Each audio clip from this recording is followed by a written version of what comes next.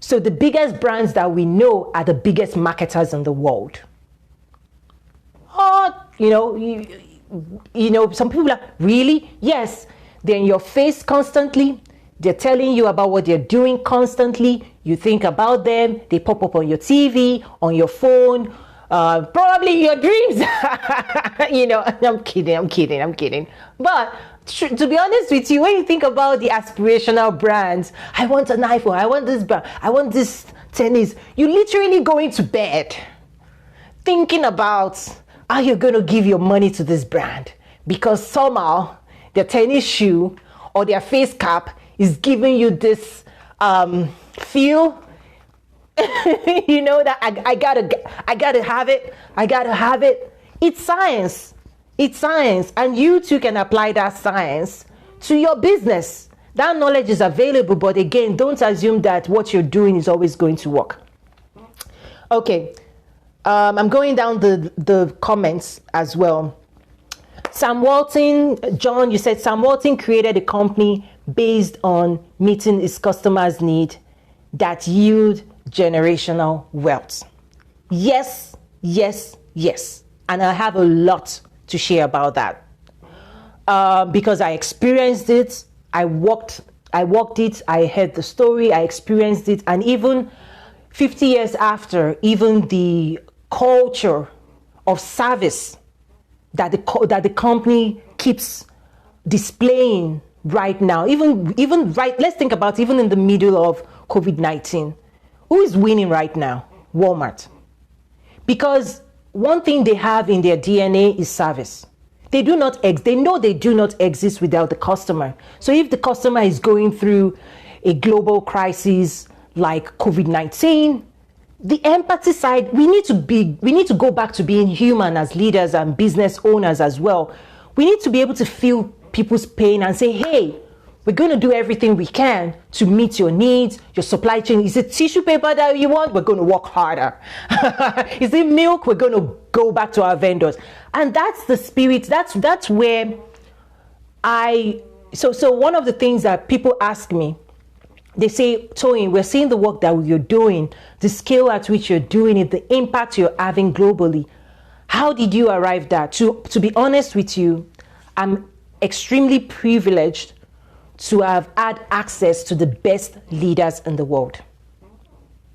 That's really it. And one of the things I would encourage you to do is think about what type of coach do you have? Do you have a coach? Do you have a business coach? Do you have mentors? Like the life that you dream about or who you want to be. One exercise I tell people to go through is pick up your phone, run through your contact list, and ask yourself, can this individual, if I call them today, will they be able to answer my business questions? Can this person tell me what they've done to generate wealth? If you look at your questions, if you look at your cell phone and nobody can answer those questions for you, you've got to work hard on your network. You've got to expand. Because you're only as good as the people that are influencing you, the stories you're hearing, the sense of possibility that is being projected towards you every single day.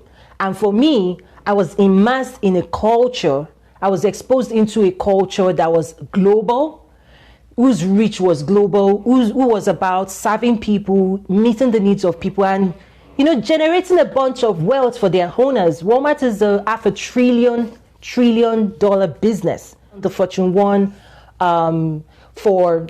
consistently for the last couple of years. It's incredible. And one of the beautiful things I also had the opportunity to do was we had an open door policy that pretty much allowed me to walk into any executive's office. You set up an appointment, obviously, and talk about whatever it is I talked about. So I use that a lot because I went through this mind shift 5 years ago after my dad passed, and I had questions about the world, about value creation, about supply chain, about what I was going to do with my own skills and my talent, and gracious leadership. I remember a time when I walked into the chief information officer for Walmart. Her name, she was female, Carrie-Ann Terrell. And I said, Carrie-Ann, I need to talk to you. I have this technology, huge career that I serve you, I'm on your team, all of that. But there's a growing desire within me to be of value to Africa, to offer the skills, my understanding, my network to Africa. I'm conflicted, right? Here am I, working for the Fortune 1, sitting right there, living the American dream. But there was something within me that said, you needed to do more. But these gracious leaders, walked me through, inspired me, encouraged me, allowed me to explore that side of the unknown that now has become the business that I'm talking to you about.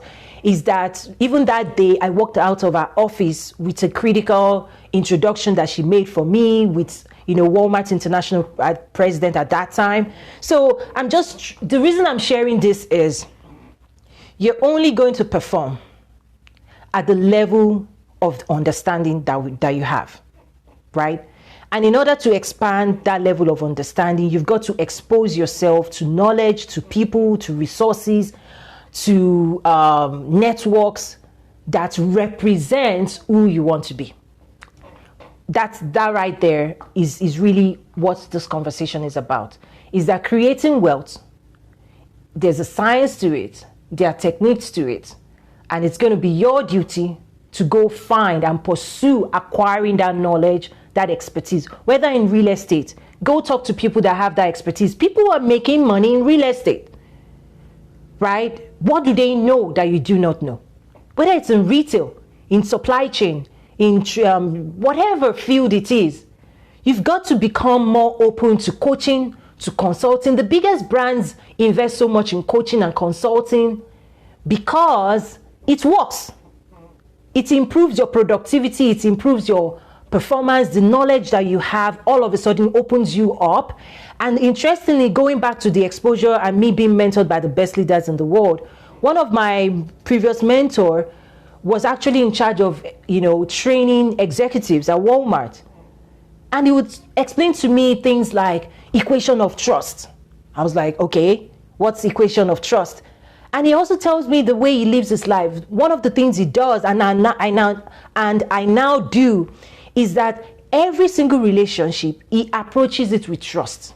And this is what he says: I trust you until you show me or you demonstrate that I should not trust you.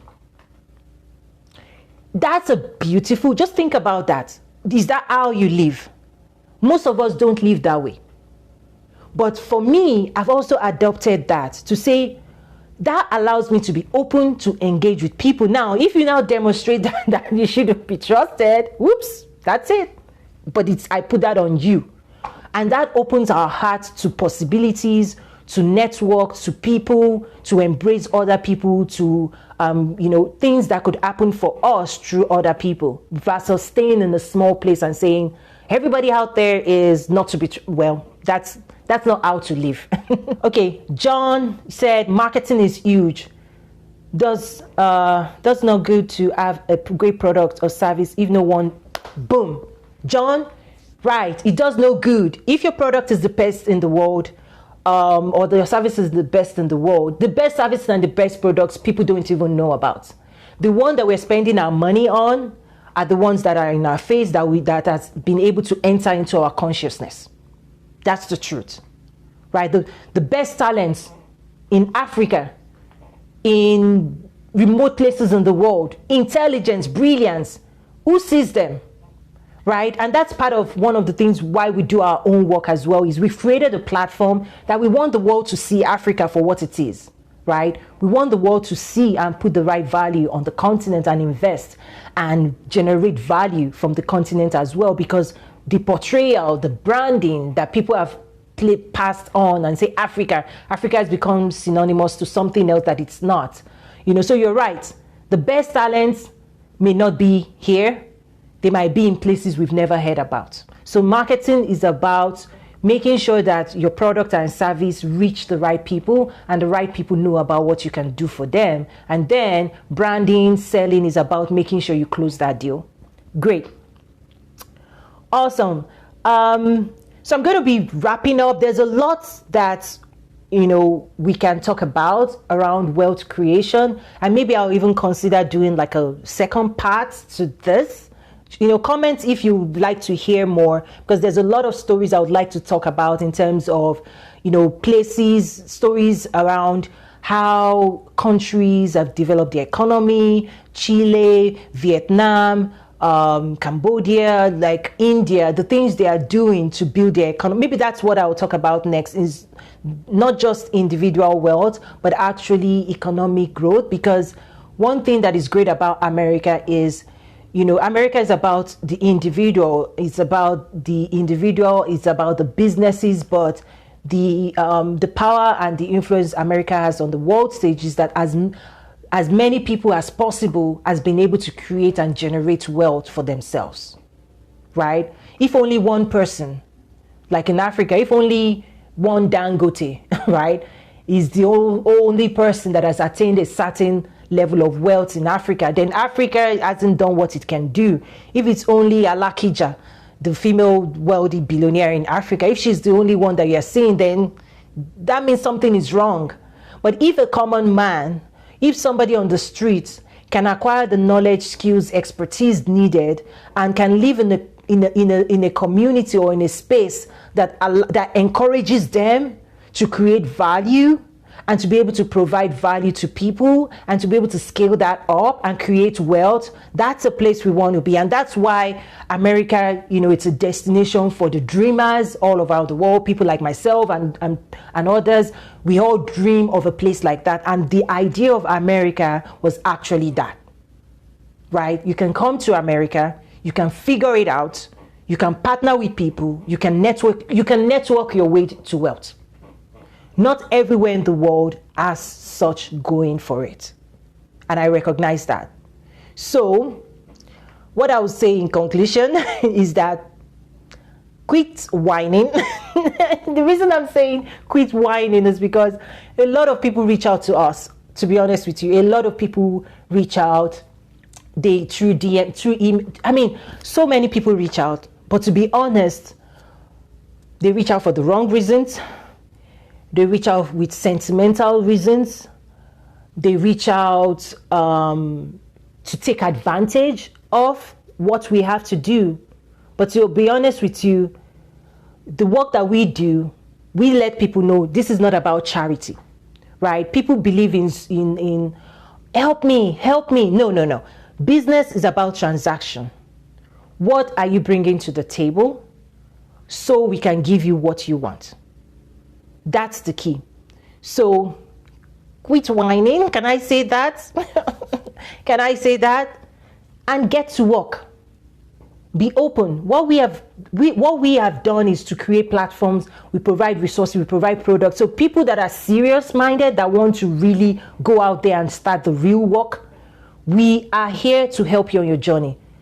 One thing we're not going to do, we're not going to take the responsibility of growing your business from you. No. We are going to say, we know your journey is going to be hard. It's not easy, but we want to partner with you because we already know what it takes. And we know that on your journey, year 1, year 2, you're going to need help. Help in the sense that access to a strong network, resources, and all of that. Now, one thing people also reach out a lot about is I need investment. I need an investor. I need somebody. I have a project. I need somebody to invest in me. And I'm going, that's not the first thing you need. Because even if somebody was to invest in your business today, you're going to burn that cash so fast that 6 months after, you're back to where you were. So before you step out and say, I need an investor, you've got to figure out the winning, the sweet spot I was talking about. You've got to find it. You've got to provide value for 1, for 2, for 3, for 10.